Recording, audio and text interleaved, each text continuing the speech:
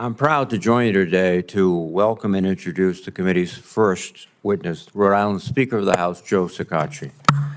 When I first met Joe over 30 years ago, he was a fresh-faced lawyer at the very beginning of his career, but his intelligence and extreme competence were evident even then. Across the past 3 decades, Joe has become a respected member of the Rhode Island Bar and a dedicated servant to his hometown of Warwick, Rhode Island.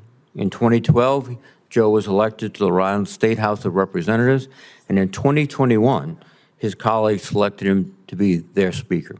Joe's accomplishments as Speaker are numerous, passing tax cuts for small businesses and families, enacting an historic pay equity law, and bringing thousands of new jobs to Rhode Island.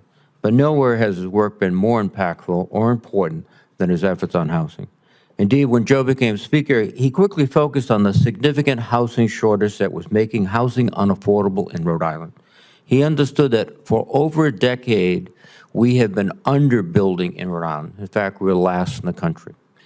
With far too few homes available, the costs were far in excess of what the family or any family could afford.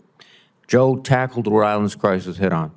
In less than 4 years as Speaker, working collaboratively with state leaders and various stakeholders, he has guided nearly 50 housing bills into law.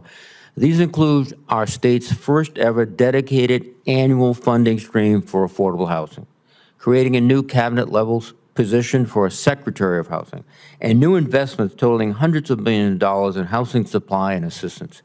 Each of these successes, on their own, would have been one of the state's most important housing accomplishments in recent memory. Collectively, they are a giant leap toward ensuring every Rhode Island family can afford a safe, comfortable home. I'm glad we have Joe leading the charge for creating housing affordability in Rhode Island, and I'm very glad that Chairman Whitehouse invited him to be here today